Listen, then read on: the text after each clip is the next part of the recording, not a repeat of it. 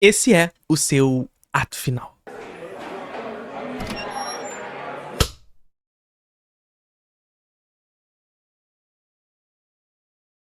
Chegamos ao segundo episódio do ato final, espero que vocês tenham curtido o primeiro episódio, mesmo que tenha sido um episódio mais introdutório, onde eu apresento pra vocês os motivos pelos quais eu criei o ato final, é claro, também apresentando pra vocês alguns temas que a gente vai ver durante o ato final daqui por diante. Mas vamos começar a falar sobre os temas referentes ao nosso programa de maneira mais aprofundada daqui por diante. Mas claro, antes de tudo, eu preciso sempre lembrar pra vocês que podcasts, programas, canais pequenos aqui no YouTube dependem muito de vocês para que possam ser financiados. E especificamente os canais pequenos têm na sua comunidade de membros a sua principal fonte de renda, então seja membro aqui do canal, é sempre muito importante pra gente. Muito em breve, o ato final também terá conteúdos exclusivos para membros. O canal Felipe Leão, evidentemente, continua com os canais os vídeos que a gente tinha anteriormente e, portanto, ainda assim temos conteúdos exclusivos para membros aqui no canal. Não no formato do ato final, mas em formatos que vocês ainda curtiam do canal antigo, do antigo formato que o canal Felipe Leão trabalhava. Mas, sobretudo, considere ser membro para fazer com que isso tudo aqui seja possível, seja financiado e, evidentemente, a gente possa colocar comida na mesa, né? Porque não se faz esse tipo de coisa somente por amor. Amor não bota comida na mesa. Então, seja membro do canal, que é a nossa principal fonte de renda, é sempre a comunidade de membro. E, evidentemente, uma outra forma de contribuir com o canal e que você pode mandar a sua pergunta é na descrição desse vídeo aqui. Você vai ver o link do LivePix. E no link do LivePix você pode mandar a sua pergunta e essa pergunta será respondida no próximo programa. Ah, Felipe, eu não tenho uma pergunta para mandar. Manda a sua contribuição. Contribuição qualquer que você possa, beleza? Aí você deixa uma mensagem lá para massagear o ego, para mandar uma mensagem ou para mandar uma pergunta, seja lá o que você queira, só para ajudar o canal também, beleza? Além disso, todas as referências que a gente usa aqui no canal eu vou deixar aqui na descrição, inclusive para que você possa adquirir ou no YouTube Shopping ou na Amazon, e eu vou ganhar uma comissãozinha com essas suas comprinhas, certo? Isso é sempre importante dizer para vocês, e esse início aqui é sempre para dizer como é que o ato final pode ser financiado e como vocês podem contribuir com esse financiamento. Bom, há um tempo atrás eu fiz um vídeo aqui no canal, na verdade nos Shorts e mais especificamente no Instagram, no Reels, e claro que vai ser replicado também no TikTok. Me segue lá no TikTok, me segue lá no Instagram, e aqui no YouTube provavelmente você já tá me seguindo, ou talvez não. Se inscreve aí, curte, comenta, compartilha, tudo isso que você já sabe que tem que fazer. Engajamento é algo muito importante aqui no canal. Hypa esse vídeo, tá? Hypa esse vídeo. Bom, eu fiz esse vídeo lá no Instagram, de curta duração, um vídeo na vertical, que foi um dos vídeos que eu mais gostei de fazer. É um dos melhores textos que eu produzi para o meu Instagram, em vídeo roteirizado. Infelizmente, é um tipo de vídeo que não funcionou muito bem para vídeos na vertical, apesar do texto ser muito bom. Então, recomendo inclusive que vocês vão a esse vídeo, a assisti-lo, caso vocês queiram posteriormente ao nosso ato final aqui. E era justamente um vídeo em que eu trago uma passagem de Heródoto lembrada pelo Benjamin, nesse livro aqui, que eu já mencionei para vocês no nosso primeiro episódio do ato final, que é o Walter Benjamin, Obras Escolhidas número 1. O Obras Escolhidas número 1 é um livro mais político do Benjamin e que tem uma abordagem mais sobre arte. Então aqui você vai ver o texto narrador, você vai ver o texto Experiência e Pobreza, você vai ver a obra de arte na era da sua reprodutibilidade técnica. Tem aula sobre a obra de arte na era da sua reprodutibilidade técnica e sobre o narrador, 3 sobre o narrador no Introdução ao Cinema, caso vocês queiram conferir também. E no texto narrador, o Benjamin nos lembra dessa passagem de Heródoto que vai contar a história de um rei persa e um rei egípcio que, em determinado momento, entram em guerra. E a partir dessa narrativa, dessa história de Heródoto, Benjamin tenta traçar pra gente o que é a narrativa e o que é, a partir disso, a crise narrativa. O que vem se perdendo, portanto, na medida em que esse tipo de narrativa a qual Heródoto certa vez narrou vem se perdendo em detrimento a um novo modo hegemônico de se contar histórias. Ou pelo menos de se informar. Nós já demos alguns spoilers sobre isso no nosso encontro anterior no ato final, mas eu quero destrinchar com vocês um pouquinho mais sobre esse assunto. Bom, o que é essa história que o Benjamin traz pra gente do rei egípcio e do rei persa. Uma guerra entre ambos se estabelece, se inicia, onde o rei persa sai vencedor sob o rei egípcio, tornando o rei egípcio prisioneiro do rei persa, tornando o rei egípcio seu prisioneiro.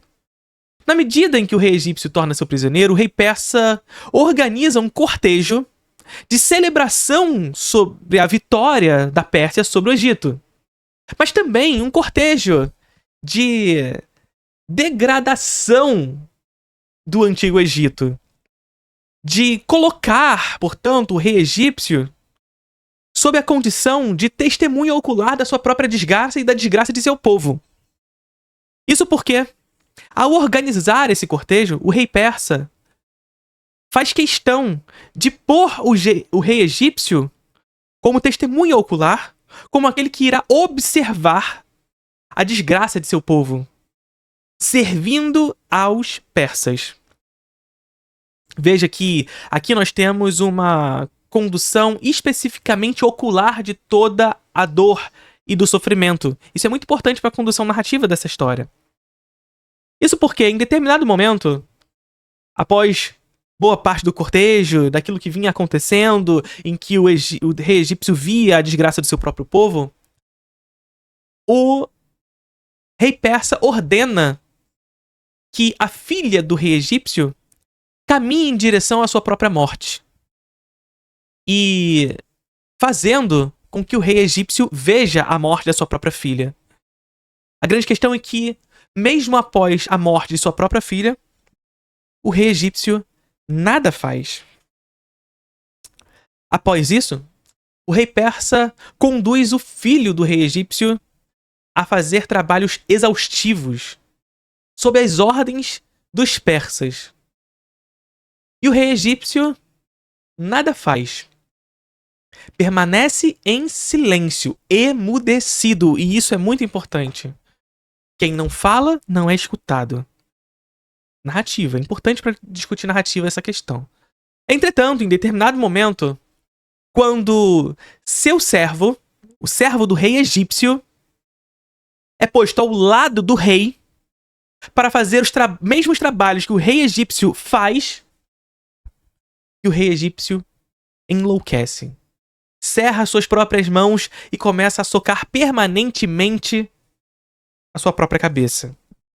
E é nesse momento em que vê o seu próprio servo como um igual que ele enlouquece. Bom, o que é narrativa?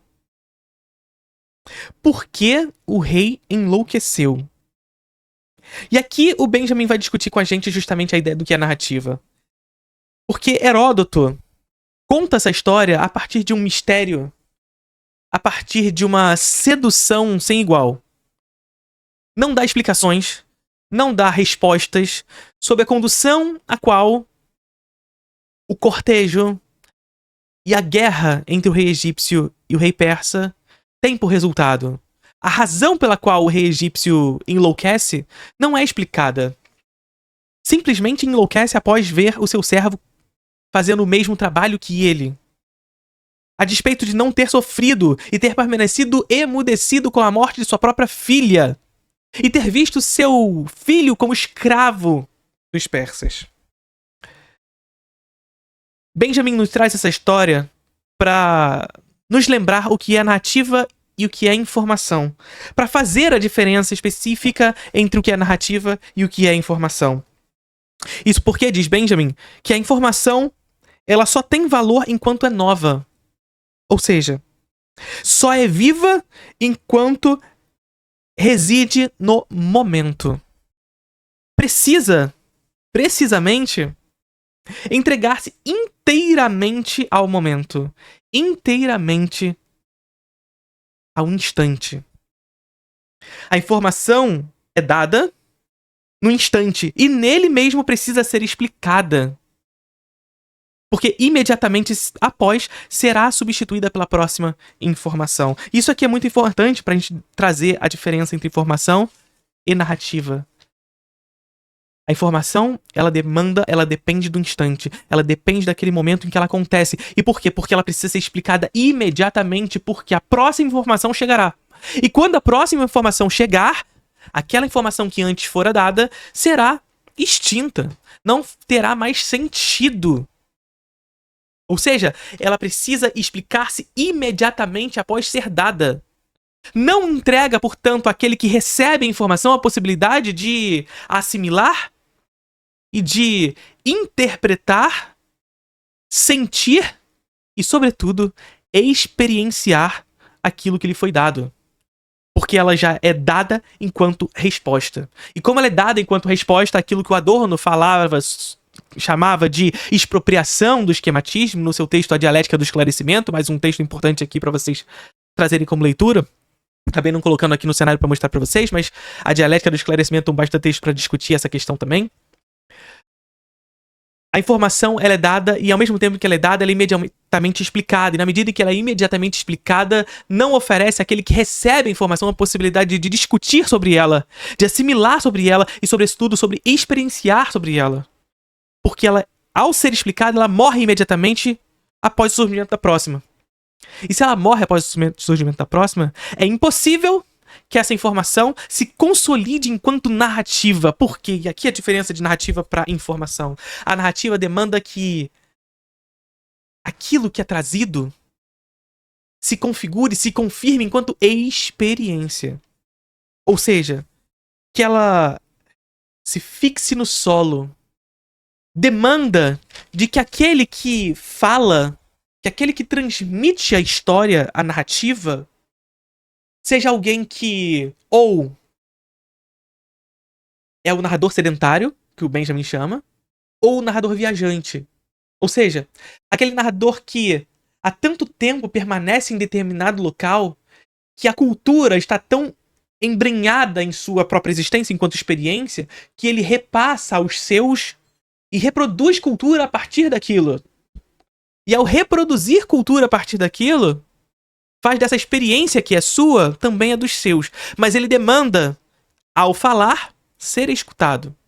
Portanto, para haver narrativa é necessário que haja escuta. E o narrador viajante o mesmo, é aquele que viaja e ao viajar encontra-se com o mundo, traz experiências de volta para casa. É importante para a narrativa do herói, de Ulisses, por exemplo, que ele volte para Ítaca. E ao voltar para Ítaca, conte sobre toda a sua história, para que toda a sua história permaneça viva.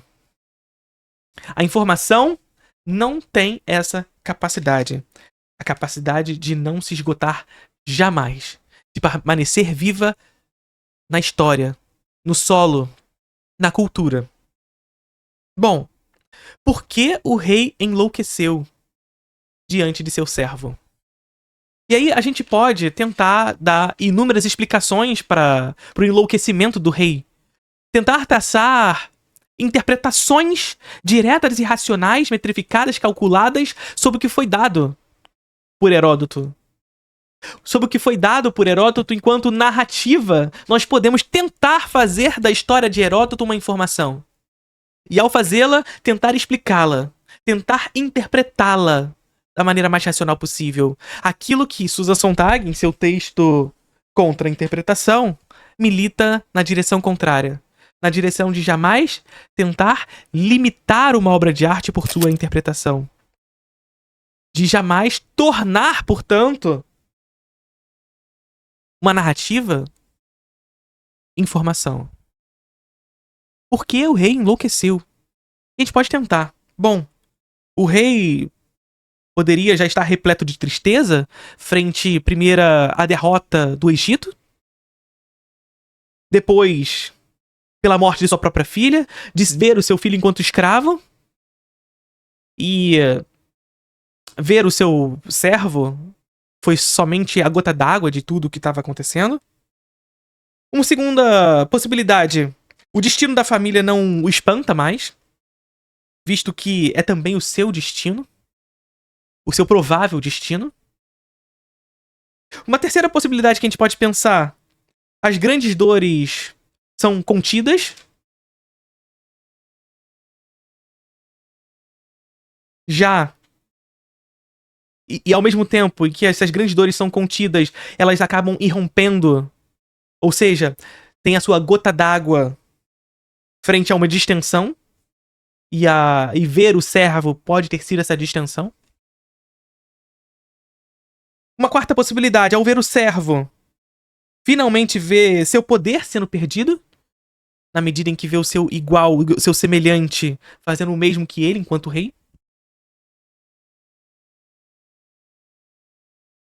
E a quinta possibilidade, justamente ver o seu servo como igual. O que faz o rei enlouquecer? São inúmeras as possibilidades. E a gente pode tentar explicar. A gente pode tentar calcular. A gente pode tentar traçar uma historiografia do texto do Heródoto para tentar decifrar o que ele quis dizer com aquilo. Mas todas as tentativas falharão na missão de tornar narrativa informação. O que faz o rei Enran enlouquecer perante a traição, a guerra de seus filhos? O que faz o rei enlouquecer? Será que Capitu traiu Bentinho? Ou será que isso não é tão importante assim? Mais uma discussão histórica que a gente tenta calcular, a gente tenta explicar, a gente tenta decifrar. Quem é Judy Barton? Olha, eu falando de Vértigo aí de novo. Não tem jeito, né, gente? Desculpa, vai ser sempre assim. Quem é Judy Barton? Essa mulher que a princípio é contratada por um homem para ser investigada por outro. E que, portanto, é uma espécie de totem, de manequim, de figura exibicionista ao olhar de um outro homem, que olhará para essa mulher interpretando uma outra mulher, porque ela é Judy Barton, mas ela interpreta Madeleine, que tá interpretando Carlota. Quem é ela, afinal? E depois ela retorna enquanto Judy Barton, mas o homem não quer que ela seja Judy Barton porque ele quer que ela seja Madeleine, mas ela nunca foi Madeleine, porque ela era Madeleine interpretando Carlota. Quem é Judy Barton? Narrativa. Qualquer tentativa de tornar narrativa informação falhará. Heródoto não explica absolutamente nada sobre sua história e por isso que ela permanece. Por isso que ela é encantadora. Por isso que ela é misteriosa. E aí eu quero trazer uma discussão justamente sobre esses autores que explicam suas próprias obras, que é muito curioso, né? E veja só, é importante que a gente traga essa reflexão sobre os autores que explicam suas obras, pensando especificamente também a historiodicidade a qual esses autores estão inseridos. Porque não basta a gente simplesmente criticar esses autores, né? Visto que esses autores estão inseridos em determinado contexto histórico. A gente vê, por exemplo, a gente passou recentemente agora pela temporada do Oscar, né? E a temporada do Oscar expõe os autores de seus filmes a determinadas condições que eu tenho certeza que nenhum deles gosta de estar presente. Que é essa necessidade de vender o seu filme. Veja, não tô falando de vender o seu filme para que ele seja assistido, mas vender enquanto mercadoria, de fato. E vender o seu filme enquanto mercadoria para um grande prêmio. E para isso, ele precisa convencer as pessoas de por que seu filme precisa ser assistido. E muitas vezes responder perguntas que eles não gostariam de responder. Mas ele precisa responder porque o estúdio bate na porta dele, o produtor bate na porta dele e fala assim, não, você tem que responder. Você vai ter que falar sobre isso. Porque essa sua resposta aqui pode fazer o seu filme vencer o Oscar. E, portanto, ganhar dinheiro.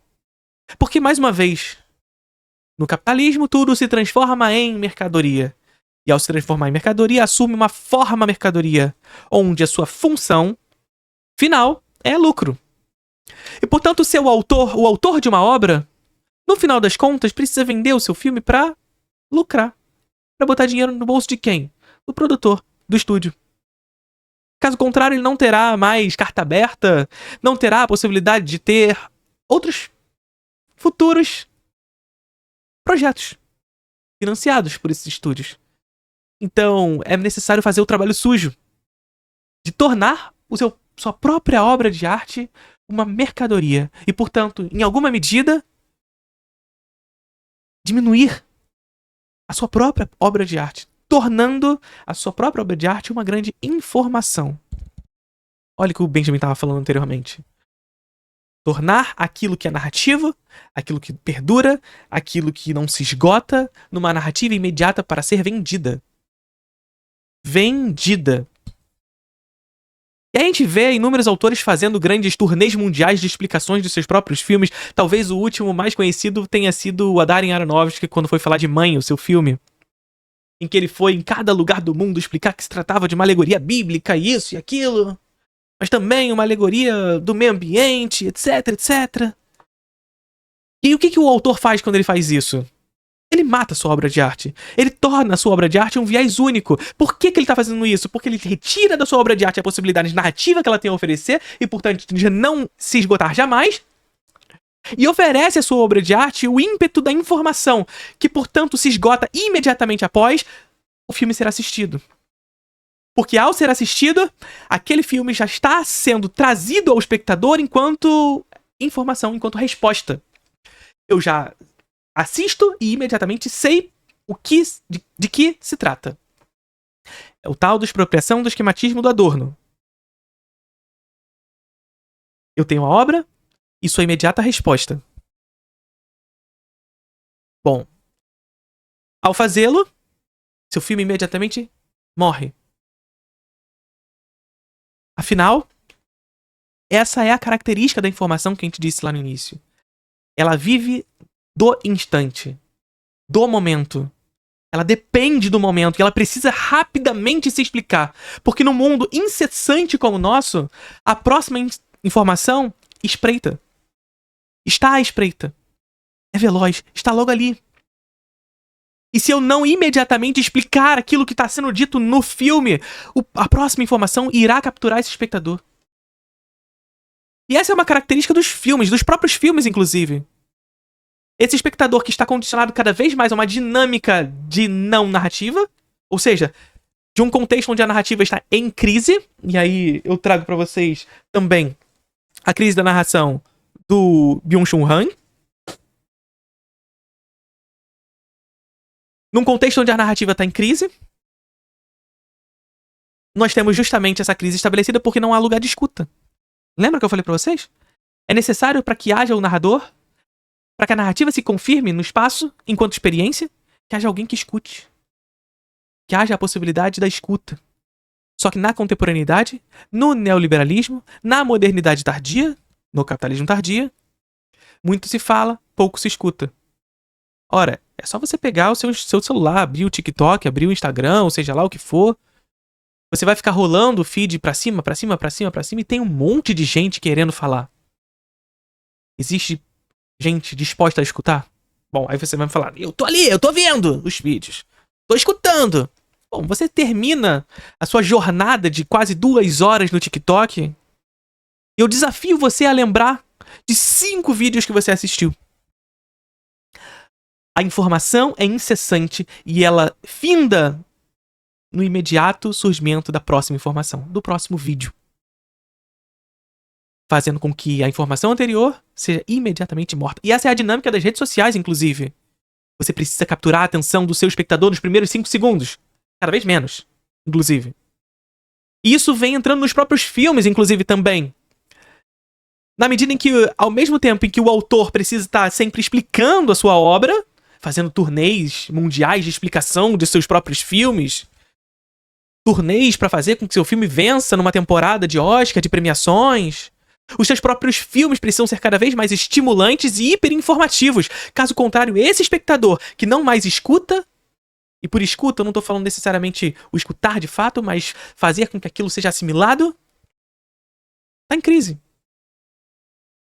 Esse espectador cada vez menos contempla a narrativa.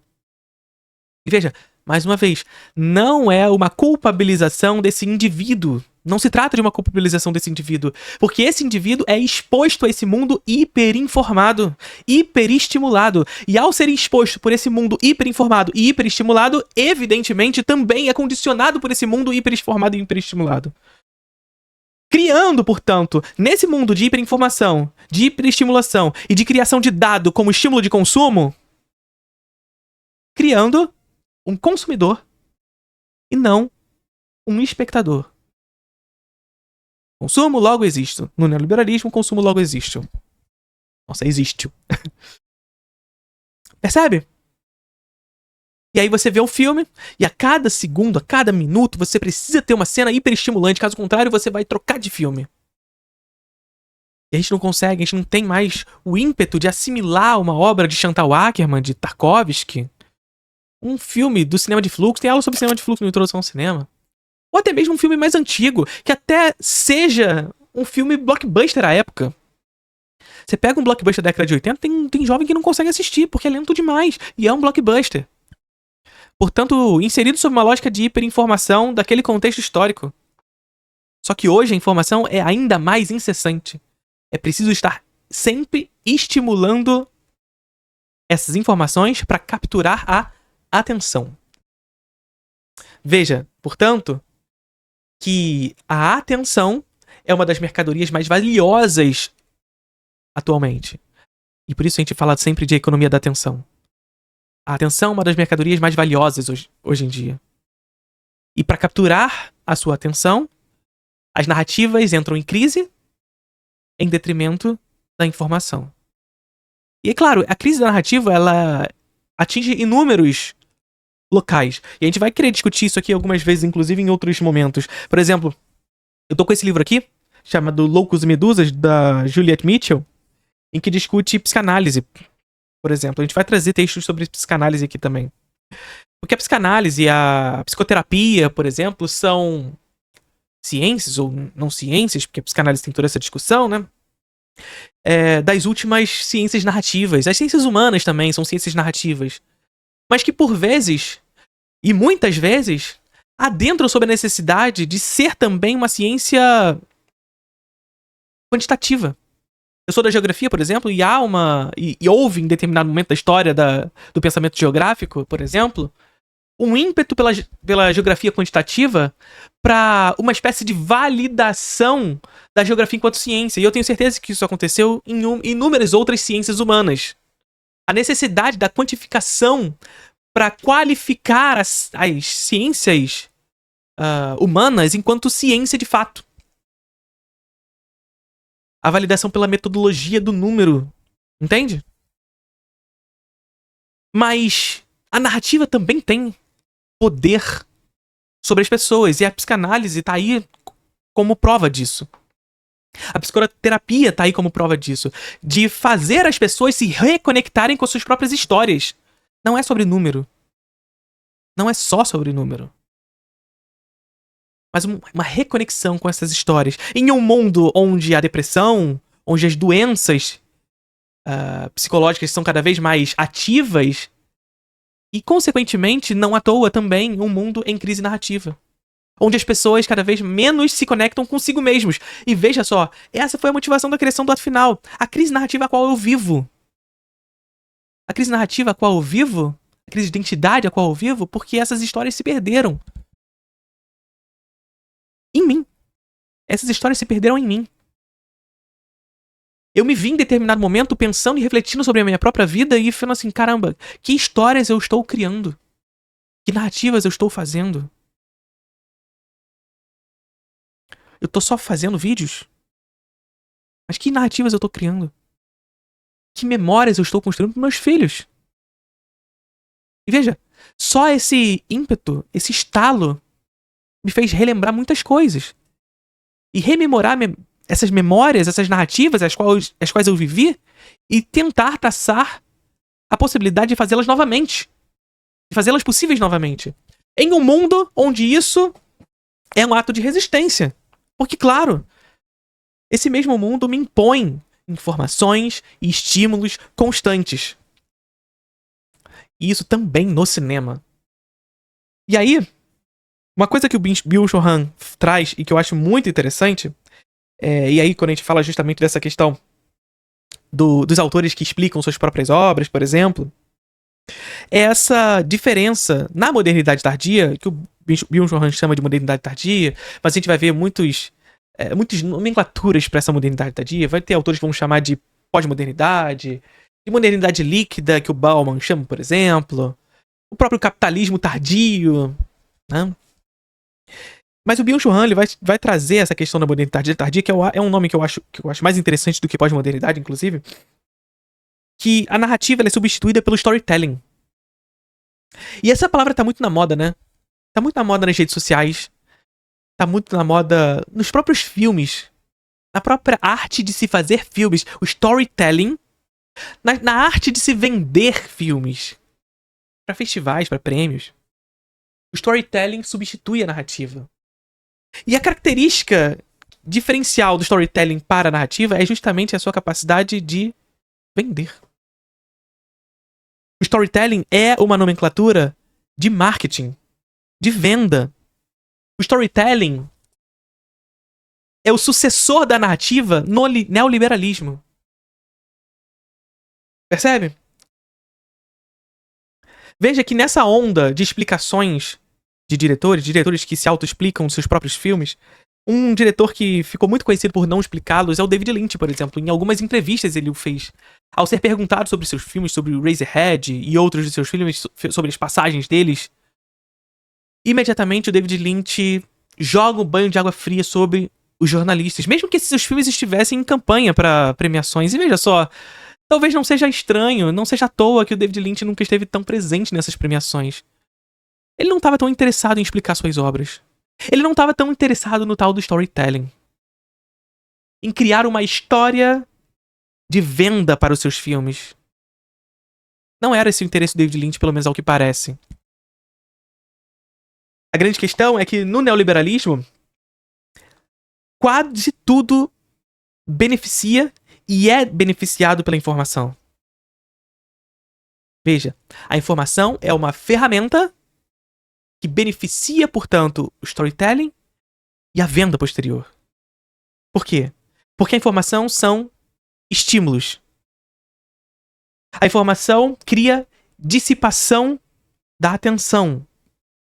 Na medida em que não apenas um único produto produz estímulo. Não apenas um produto produz informação. São inúmeros produtos, mercadorias, portanto, cheios de storytelling e de informações para te trazer.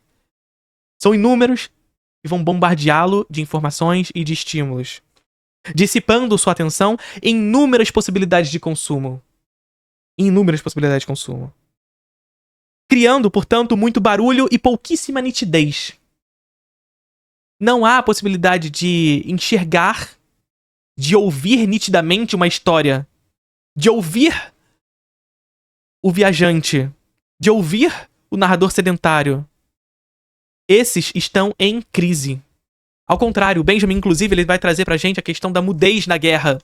Diferente das guerras anteriores às guerras industriais, por guerra industrial, o Benjamin tá falando justamente das guerras modernas, as guerras posteriores ao capitalismo industrial. Na guerra moderna, industrial, o homem vai à guerra e retorna mudo, emudecido. E por retornar mudo, traumatizado pelo terror dessa guerra industrial que traz destruições inimagináveis, impossíveis de serem imaginadas em comparação às anteriores, pela destruição que essa guerra traz, voltam traumatizados, emudecidos e, portanto, incapazes de contar as suas próprias histórias. Alguns filmes falam sobre isso. Pegue, por exemplo, Guerra e Humanidade, do Masaki Kobayashi. Pegue os filmes do Michael Cimino, como, por exemplo, O Franco Atirador. Desses sujeitos que vão à guerra e retornam emudecidos, incapazes de contar as suas próprias histórias. E caberá a quem contar essas histórias? A notícia. A informação. Mais uma vez. Esses sujeitos que voltam da guerra viram número, estatísticas, matemática, cálculo. É a operação aqui no Rio de Janeiro, organizada pelo Cláudio Castro, agora não mais governador do estado do Rio de Janeiro, né? Aliás, quando foi a última vez que o Rio de Janeiro teve um governador que não foi preso? Quando nessa operação de Cláudio Castro nós tivemos mais de 200 mortes e 71 fuzis apreendidos. Isso numa notícia. São números de mortes acompanhados de números de fuzis. Quem são essas pessoas? Quais são as histórias? Essas histórias não puderam ser contadas por essas pessoas, muito menos por seus parentes. Quem contou essas histórias foi a mídia. Foi Cláudio Castro. E que imputou nas pessoas, portanto, a narrativa, ou melhor, a informação disfarçada de narrativa de que aqueles sujeitos eram todos bandidos. E a informação cola. Por que a informação cola? Porque ela é rápida. Ela é autoexplicativa e imediatamente explicativa. E aqueles sujeitos que não mais estão aqui para responder por si só, ou aqueles sujeitos que são da família e que são inviabilizados de falar, portanto emudecidos, não mais contam as histórias. Quem conta a história é a informação oficial. E é a informação, não a narrativa. Bom, muito barulho e pouca nitidez de escuta. Se não há escuta, não há narrativa, há estímulo de informação. No neoliberalismo, quase tudo se beneficia ou é beneficiado por essa informação. Há uma ausência de escuta. E quando não há quem escute, não há narrativa. E aí eu quero voltar pra arte. E aí trazer mais uma vez pra gente o texto da Susan Sontag. Cadê o texto? Tá aqui, né? Trazer o texto da Susan Sontag. Esse livro aqui, Contra-Interpretação e Outros Ensaios. E é importante isso, olha só. Contra-Interpretação e Outros Ensaios. Nessa porra desse livro não tem só o Contra-Interpretação. Não tem só esse livro. Há também outros textos, e dentre eles, um chamado Do Estilo. Tem aula sobre esse texto no Introdução ao Cinema também, faça parte do Introdução ao Cinema. Mais de 60 aulas disponíveis no curso, sobre todos os assuntos relacionados a cinema, linguagem, teoria, história, política, filosofia, tudo relacionado à produção cinematográfica, faça parte do Introdução ao Cinema. Tenho certeza que vocês vão curtir, tá bom? E nesse texto Do Estilo, a Susan Sontag lança uma braba, uma frase, uma citação, que ela diz: a arte é sedução, não estupro. Olha só, que loucura essa frase. A arte é sedução, não estupro. E por que a arte é sedução? Porque a arte carrega o ímpeto dessa narrativa. Ela perdura. Ela não se esgota. Ela diz sobre si. É claro que a arte ela pode dizer sobre outro, sobre outra coisa. É claro que a arte pode antecipar algumas coisas, mas essa antecipação não é exatamente uma antecipação, essa é uma outra coisa que a gente pode discutir em outro momento. Vocês querem um vídeo sobre isso?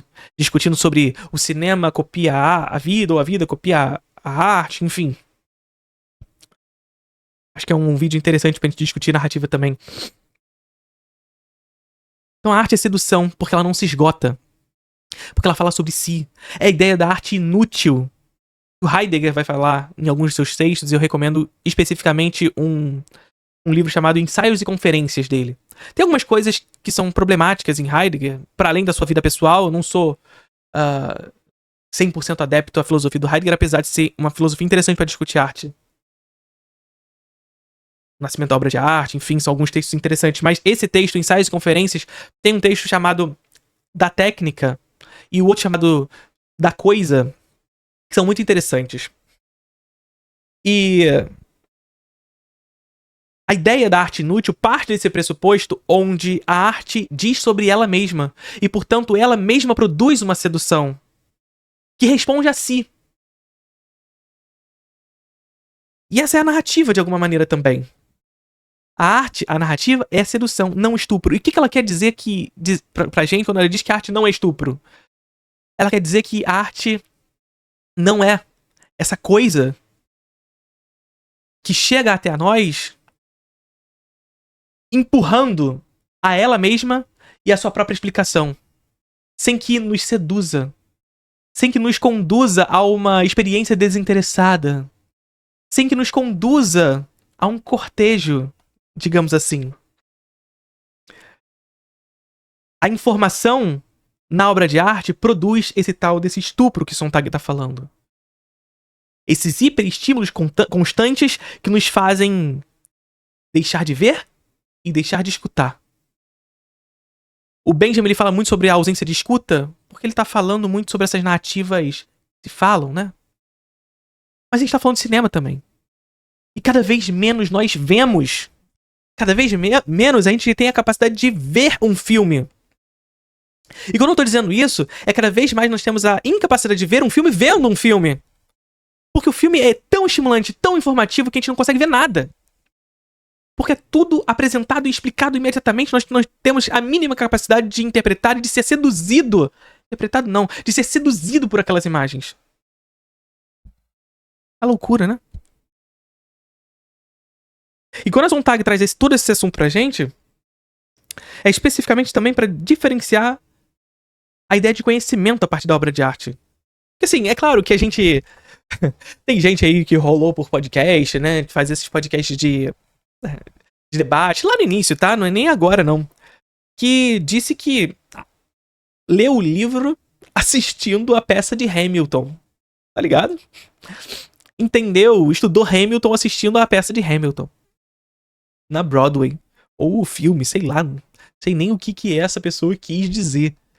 Se era a peça, se era o filme de Hamilton. E eu não sei qual seria pior nesse sentido. Até porque eu não assisti o filme nem a peça. Felizmente não tive essa oportunidade. Mas o conhecimento produzido a partir de um filme não se dá pelo conhecimento matemático por ele produzido. Ou seja, pela informação que você captura ao assistir a um filme. Você não vai assistir a um filme para aprender física quântica. E aí vai muito da crítica que a gente faz, a galera que é fã de Interestelar. Isso aqui não vai ser um vídeo de crítica Interestelar. Vocês já sabem que hoje eu já reassisti o filme, eu gosto em parte do filme também. Eu não quero transformar isso aqui sobre uma crítica Interestelar. Mas vocês sabem que tem muita gente que gosta de Interestelar pela informação que ele traz. Ah, é um filme cientificamente apurado, o buraco negro é perfeito, os cientistas disseram que é maravilhoso, e eu tô aí pra cientista, caralho. Tô falando de arte, caceta. Tá ligado? E assim, eu não tô dizendo que isso também é um demérito pra Interestelar. Mas não é essa a razão de Interestelar ser bom ou ruim. É isso que eu quero dizer. Tá ligado? Então, o conhecimento produzido por uma obra de arte, diz Sontag, não é trazido pela informação que essa obra de arte possa trazer. Esse é outro tipo de conteúdo. Outro tipo de produção de conhecimento. Então, você vai ler um livro, por exemplo, um livro de não literatura, um livro acadêmico, por exemplo, a assimilação desse conhecimento, em sua maioria, será dada pela informação que esse conhecimento irá lhe trazer. Esse livro irá lhe trazer. Em sua maioria. E claro, cada autor tem inclusive um estilo de escrita que denota uma espécie de arte também. De autoria ali naquilo, né? Mas em suma, o livro acadêmico vai te propor conhecimento a partir da informação que ele oferece. Da metodologia que ele oferece. A obra de arte não. A obra de arte, ela é narrativa em sua particularidade. E por sê-la, produz conhecimento. Mas a produção de conhecimento provocada por uma obra de arte se dá pela experiência que ela provoca. E essa é a diferença. A diferença se dá onde a obra de arte produz conhecimento a partir da experiência da forma de conhecer. Olha só que isso aqui é muito diferente, tá? A experiência da forma de conhecer. Que é diferente do conhecimento de alguma coisa. Que é a lógica de produção de conhecimento pela informação. Conhecer alguma coisa em detrimento da experiência da forma de conhecer. Bom, eu quero, inclusive, nos próximos encontros do ato final, que a gente possa discutir, por exemplo, obra de arte versus declaração. Já são alguns temas que eu discuti aqui no nosso encontro de hoje, que eu quero trazer para os nossos próximos encontros, né? A gente falou sobre 10 filmes pra entrar na cinefilia. A gente falou sobre alguns temas aí que no meio que eu até esqueci. Diz aqui nos comentários pra eu não esquecer, por favor. E agora também o tema sobre... Esqueci. Me lembrem aí, por favor. Já estamos muito tempo aqui falando, acabei esquecendo qual o tema que eu tô querendo dizer. Bom, mandem suas perguntas aqui no LivePix. É sempre importante que vocês mandem suas perguntas no LivePix, tá bom? Realmente muito importante para a monetização do canal e, sobretudo, seja membro aqui do canal. E, evidentemente, faça parte do Introdução ao Cinema. Talvez esse é o mais importante, porque esse verdadeiramente é a principal fonte de renda para que tudo aqui possa acontecer. Além de você ganhar, evidentemente, 60 aulas, mais de 60 aulas, além de uma aula nova todos os meses sobre os mais diversos assuntos, sobre linguagem, teoria, história, política, filosofia, tudo sobre cinema. Link na descrição pra você se inscrever também. Se não der, seja membro. Se não der, manda pergunta no LivePix, manda sua mensagem, manda sua contribuição, tá bom? Esse foi o seu ato final.